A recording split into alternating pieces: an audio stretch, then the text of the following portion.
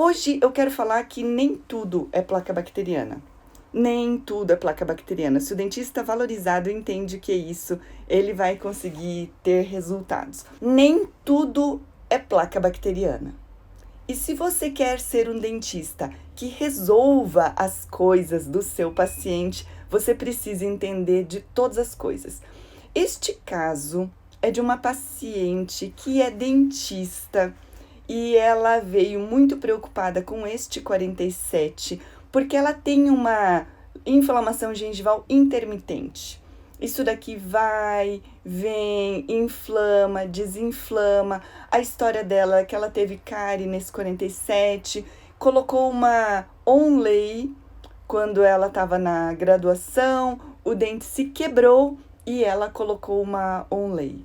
Mas estranhamente esse dente inflama, desinflama e ela fala que de vez em quando fica tudo inflamado, muito edemático, o quadrante do 44 até o 47. E segundo ela nem quis tirar o 48 por receio de perder o 47, porque às vezes inflama demais. E se perder o 47, ainda tem o 48 para talvez conseguir tracionar. Então, muito preocupada com isso, a gente vai olhar e a gente vê uma gengiva dessa. Linda! Não tem problema aparente. Aí fui fazer o sangramento à sondagem. Não tem bolsa. O que pode ter numa gengiva dessa? Se não tem sangramento à sondagem, se não tem bolsa periodontal, se praticamente não tem placa bacteriana, o que poderia ser? Mas ela diz que isso inflama demais. E tem uma outra coisa, que ela se queixa também, e que no dia anterior à consulta, ela falou que teve uma lesão gengival nesse 45. Engraçado que apareceu de repente e ela falou assim, talvez porque ontem eu jantei salmão e talvez uma espinha do salmão tenha batido na gengiva, mas é engraçado porque eu não senti. Mas isso tá bem dolorido agora e ela queria saber o que é isso. E o ponto desta aula de hoje é mostrar que se você quer ser um dentista de valor, não adianta só achar que é placa bacteriana. Eu já vi muitos equívocos de prescrição de amoxicilina, metronidazol, nimesulida, clorexidina e daqui a pouco volta. Ou depois tira a foto e manda para mim, né? Professora, dá uma olhada nesse caso, prescrevi tudo isso. E é o seguinte, é uma bomba você acabar prescrevendo amoxicilina e metronidazol. E agora que eu acabei de voltar do congresso do IAP, International Academy of Periodontology, os europeus estão falando que o paciente, e isso já chegou nesse nível de consciência na Europa, o paciente se recusa a tomar antibiótico, porque ele fala, eu não quero tomar antibiótico porque isso vai destruir a minha microbiota normal. Puxa vida, mas às vezes é necessário. Aqui no Brasil a gente não tem isso, o paciente toma. Mas, se o paciente não tem bolsa periodontal profunda, se a pessoa não tem uma necessidade infecciosa, por que a gente vai prescrever antibiótico? E se você prescrever e isso não melhorar, você vai ter sua reputação arranhada, o seu paciente vai pensar assim, o dentista não entende, não sabe o que está falando, então é por isso que tem esse tipo de lesão. É por isso que é importante que você acompanhe as minhas aulas aqui no Peridiária, porque você vai ter a clareza do que está acontecendo. Vamos parar no 47.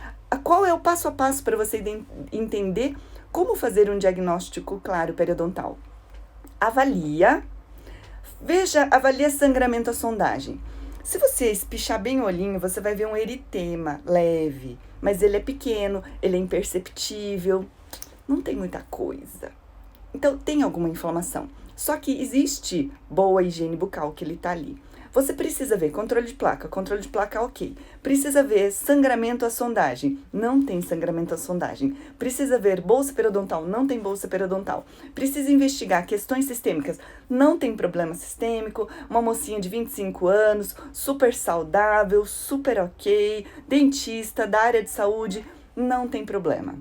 Agora, então, vamos analisar. E vou fazer uma coisa que o Marcos Lavoisier me ensinou, que é pegar um afastador e filmar. Eu não tenho essas imagens editadas só por isso, agora não vai ter, mas vai ter no feed, fica de olho. E com um paciente com um afastador, você filma. Por que é legal filmar? Porque depois eu mostro pro paciente e o paciente entende. Essa paciente é dentista, mas mesmo quando o paciente não é dentista, eu filmo e mostro. E aí a gente faz máxima intercuspidação, faz lateralidade direita, lateralidade esquerda. Existe uma grande possibilidade de lesões periodontais na ocorrência de toque ou trauma ou interferência em lateralidade, em molares.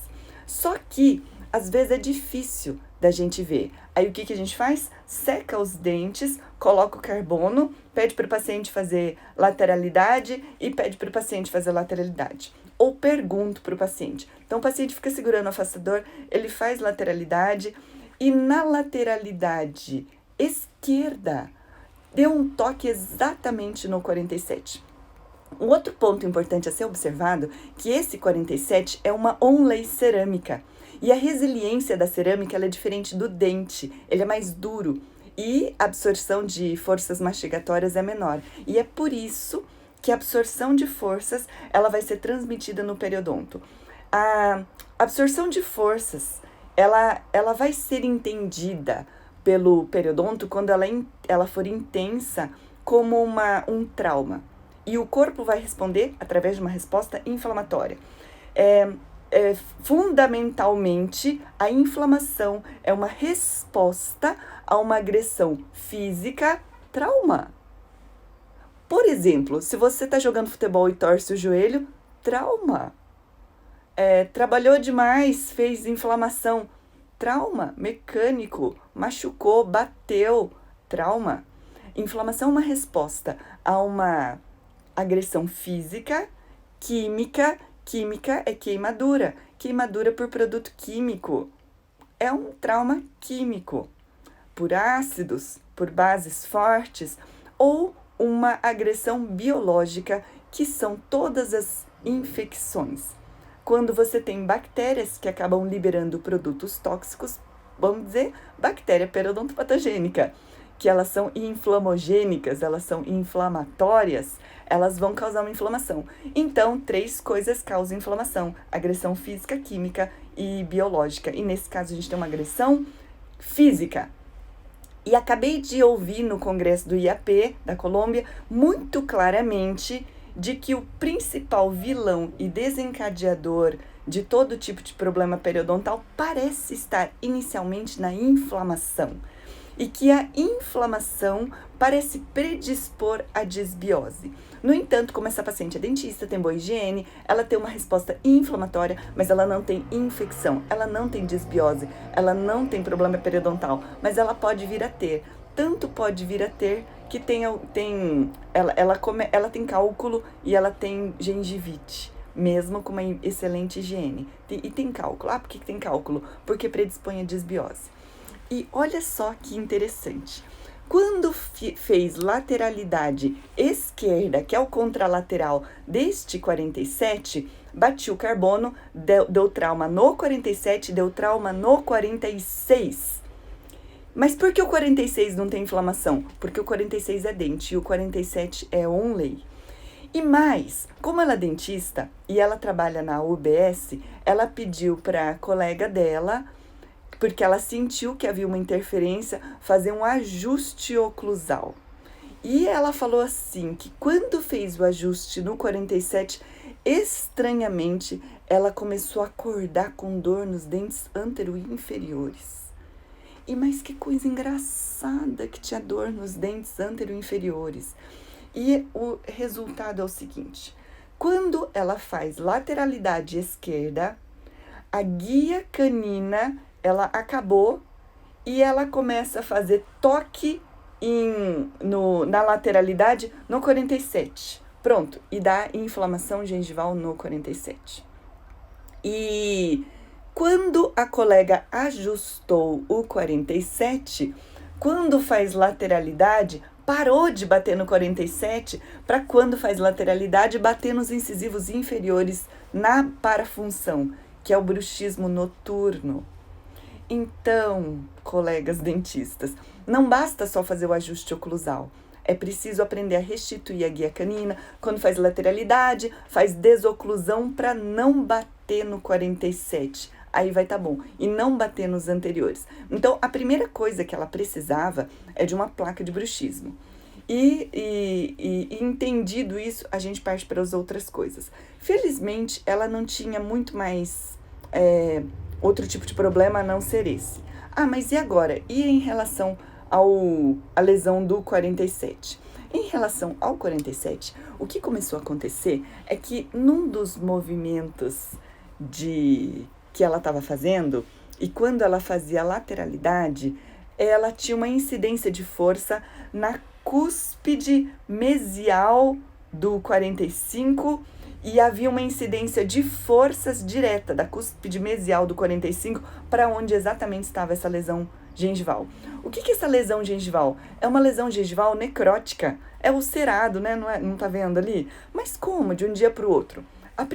O principal entendimento desse tipo de lesão é que quando você começa a ter uma inflamação de longa data, as primeiras células que acabam chegando em todo o processo inflamatório são os neutrófilos polimorfonucleares. Isso aqui é a primeira linha de defesa, vem o influxo de neutrófilos, a gente já tem uma barreira neutrofílica naturalmente ao redor do dente, mas quando a gente tem uma necessidade, que nesse caso é a traumática, vinha a grande quantidade de neutrófilos. No entanto, os neutrófilos têm um problema, que eles têm uma vida curta. E depois de um período, eles morrem e começa a acontecer uma coisa chamada lise enzimática. A lise enzimática é que quando os neutrófilos fazem o que eles têm que fazer, geralmente eles vêm para fazer fagocitose e reconhecimento de antígenos para montar uma resposta imune. E eles morrem. No que eles morrem, todo o conteúdo lisossômico das suas enzimas digestivas é derramado no tecido. Isso é chamado lise enzimática. Isso está envolvido na secreção purulenta, isso está envolvido em processos de lesão e é por isso que ela tinha isso.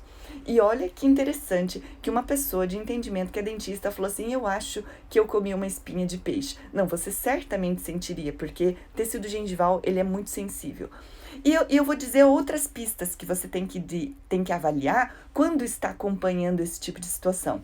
Olha bem, observa facetas de desgaste, e eu adoro fotografar, ampliar e mostrar para o paciente que ele vai ver as facetas de desgaste, ele vai identificar que tem um problema, e a gente vai conversar sobre a parafunção. E eu vou dar outra grande dica, que é o que eu faço nas minhas consultas, que é o que eu chamo dentro do protocolo peridiária de uma consulta extraordinária. A consulta extraordinária é uma consulta envolvente, uma consulta para a gente criar necessidades e importâncias disso daqui, né? Olha lá, olha para o 47, olha como o dente já está baixinho. Não sei se você enxerga uma faceta de desgaste significante na vestibular do 47. E depois se com o carboninho batido ele vai estar lá. Depois desse momento, o que eu gosto de fazer desligo tudo, tiro as imagens, tiro a foto e eu começo a fazer uma conversa olho no olho do paciente.